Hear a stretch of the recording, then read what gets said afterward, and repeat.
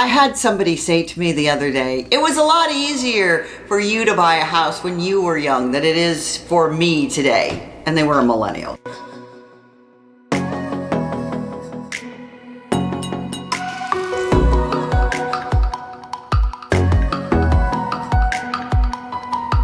It was easier for a millennial to buy a house in these past 3 years than a baby boomer ever had.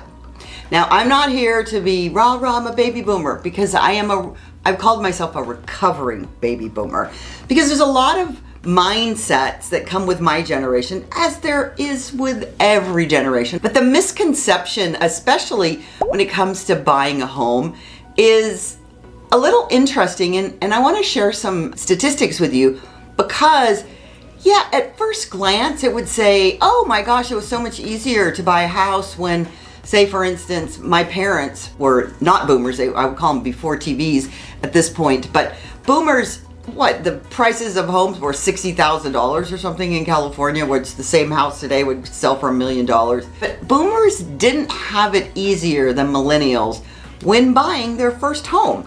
It just wasn't, because everything you have to take into perspective. As a matter of fact, sometimes could refer to baby boomers as an unlucky generation because of things that have happened throughout the generation, and I can do a whole video on baby boomers. But the fact of the matter is, just as the baby boomers entered the housing market, so back to the 80s, because baby boomers were born 50s to 60-ishes, and so they became 30-ishes around the 80s. And when they got into the market to buy their first home, typical mortgage payments soared, oh gee, amid rampant inflation. Sound familiar?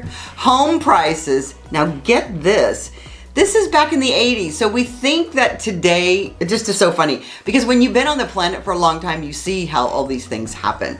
But the prices had shot up more than 60% in 4 years. Sound familiar? No, it happened back in the 80s as well. And guess what? Back then, mortgage rates surged to their highest level in recent memory, but you would not believe what those interest rates were. These young prospective home buyers, called baby boomers, they weren't millennials. They were absolutely devastated, because at that point in time, the American dream was to own a house. And so the mortgage rates had topped 16, sometimes 17, 18%. I know, I used to sell loans back then. Oh my gosh. But here's an interesting fact, is the average monthly home loan payment jumped 34% from a year earlier. So just going from our 2s and 3s to now our 7s, it just feels so similar.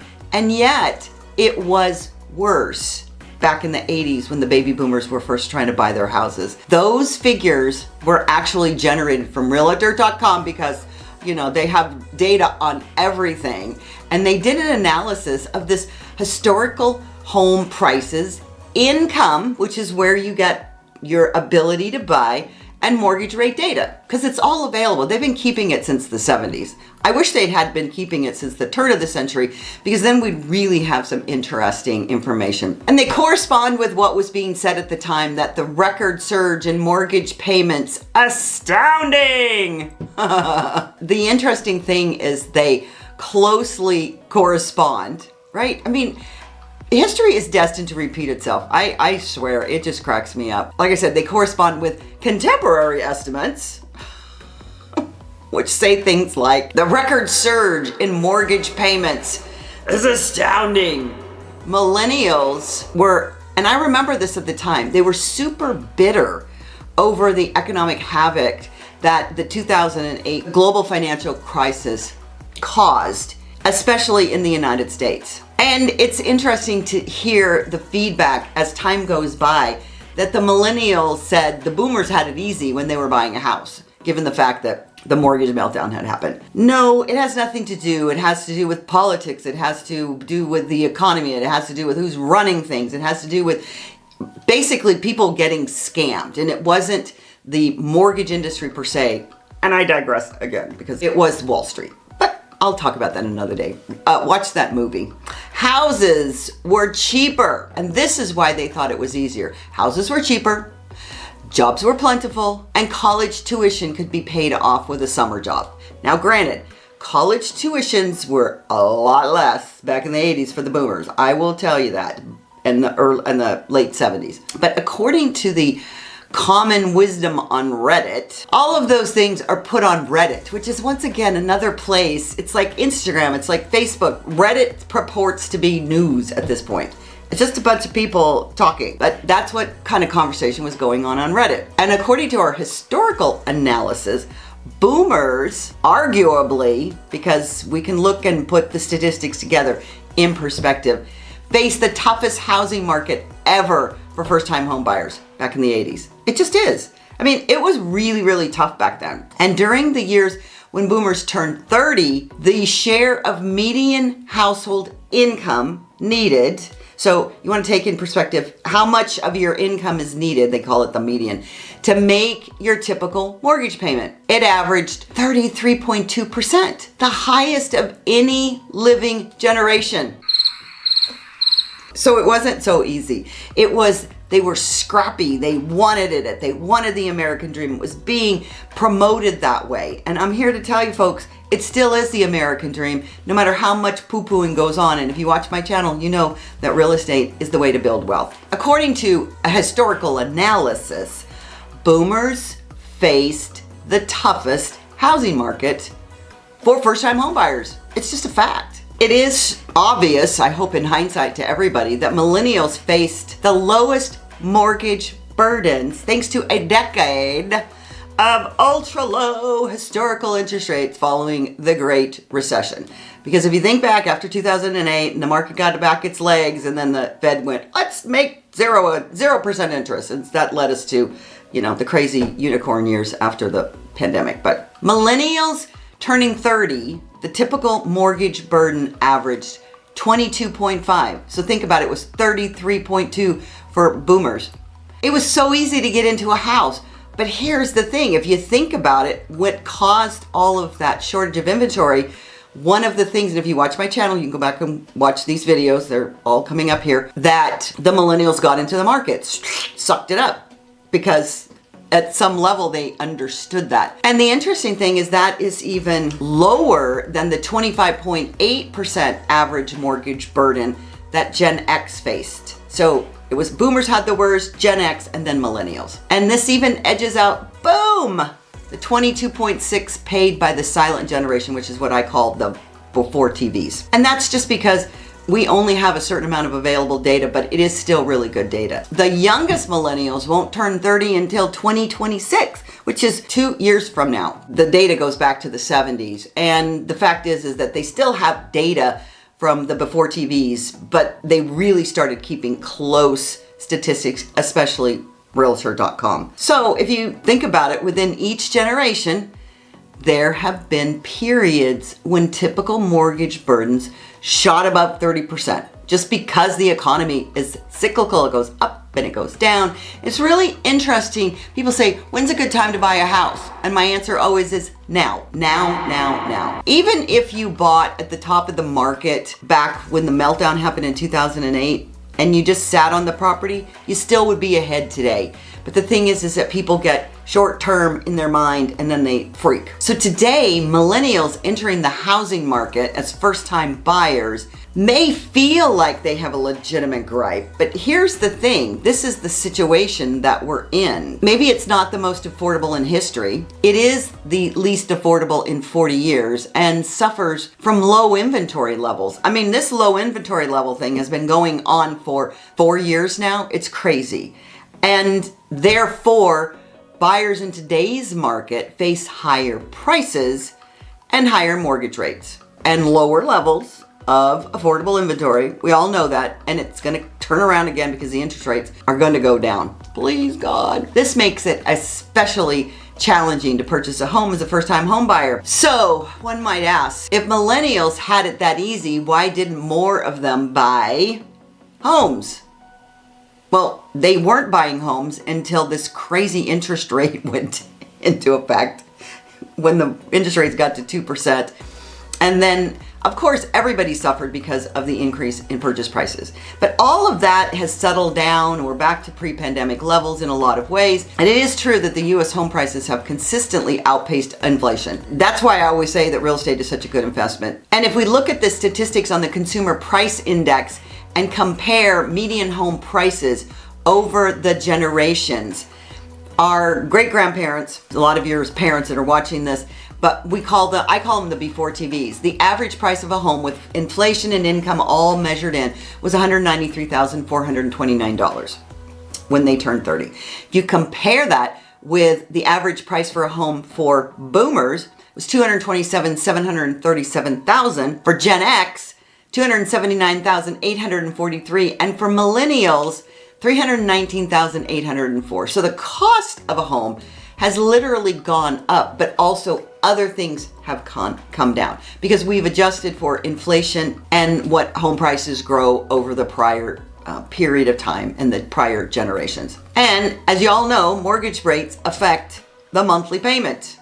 It just does. Not to the degree that you can't afford a house, because people, when the interest rates were 16, 17, and 18%, still bought houses. We boomers, we were crazy. We wanted the American dream. And you take it and put it into context. When we had these historically low interest rates, millennials got into the market tightened because there wasn't enough inventory, and then it pushed the prices up, which is everything affects everything else. And I've said this a million times that the average interest rate across the board from the beginning of time, with all the lows and all the highs, is averaged about 6.5% to 7%. So we're right where we're supposed to be. And even though the millennials had this clear advantage, some didn't buy houses by the same age that their parents did because they still had this thought process that it wasn't a good investment, when in reality, buying real estate is always a good investment. And as I said, you can watch these videos and hear me go on and on. But the median age for millennial first-time home buyers is 35, not 30 like it was for the boomers. And the average age that a boomer would buy would be 25 to 34. It's just how you perceive the world of what you think is important. And the millennials have thought other things than buying a house are a priority, even though during the unicorn years, right, during the pandemic, they did seem to go, I think I can buy a house. And of course, we all know what happened during those periods. So the market shift and life became interesting. So if you think about it, the millennials got to their prime buying years at the worst possible time ever, coming out of the Great Recession. Like I get it. I do. They saw their parents lose their houses, so they're like, what? We don't want to do that. And they saw this one unique period of time where real estate prices went from here to like that. Such a global phenomenon, and something that's not going to happen again. And there was a lot of parties that did things that they weren't supposed to do. And now millennials have gotten back into the market. And it also, if you think about that time, it wreaked havoc on the income market. So everybody was saddled with some pretty significant college debt and debt. And it wasn't really a smart time, at least not in their perception, to buy a house. I can give you that for those periods of a couple of years, but really to come back and get them at these much lower prices and then let them build that generational wealth was paying attention to what's happening in the market. While this is all going on during this Great Recession, we started to have a caricature of the millennials living in their parents' basement, which a lot of people moved in with their parents. You have to remember that period of time between 2008 and 2012 especially was very strange for all of us, as was the time after the pandemic or during the pandemic. Life is just so full of twists and turns that if you're not paying attention and willing to pivot, then you will get stuck in something that you may not really enjoy. But just because people had this idea of millennials living in their parents' basements, they were hopefully taking care of business and paying off their debt, because the idea of moving in with your parents is about looking at your life and making better decisions. And boomers didn't have student loans like millennials did. I mean, trust me when I say I could get on a subject of student loans and really rage about that. But the fact is that when the boomers entered the housing market, during a period of high unemployment, they also had no student debt per se compared to what's going on now. So everybody has their ups and their downs, their pros and their cons. And if you think about that, it's always, as I said, it's always a right time to buy a house, no matter what generation you are. And it is one of the best investments that you will ever make for yourself. And women especially, if you are a single woman, there is no better way to secure your financial stability than owning a house, no matter what generation you are from. I've done a lot of videos on this channel about rent versus buying or owning property, and there are plenty of economic experts because they have as varied opinions as anybody else on the planet about anything. And the fact of the matter is that lots of these financial people will say it's better to invest in stocks and bonds, which I 100% disagree with. I'm not going to comment on crypto because I know a lot of people that have made money in crypto, and I still feel like the jury is out on what's about to happen with that. But the thing is that buying real estate is historically, it's here to here with some little bumps in between. You are always going to make money on that. And even if you want to travel, turn your house into an Airbnb while you're traveling. Use that asset to your highest and best valuation in your life. And I think it's very interesting that people will say, well, I don't want to be tied down to a piece of property. Well, you're not if you own it.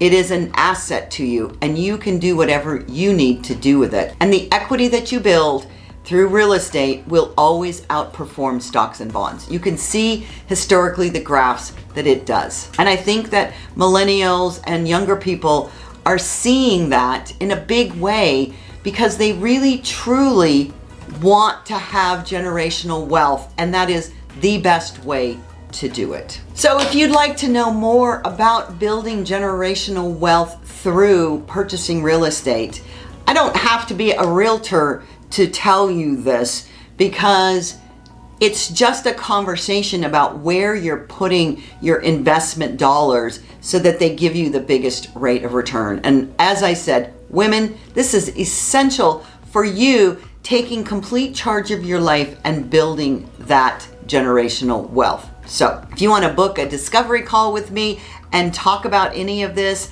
you want to move to Playa del Carmen, you want to move to Wichita Falls, I can show you how both of those places absolutely bring you to an investment place with the purchase of real estate that is beyond anything that your parents or anybody else ever dreamed of.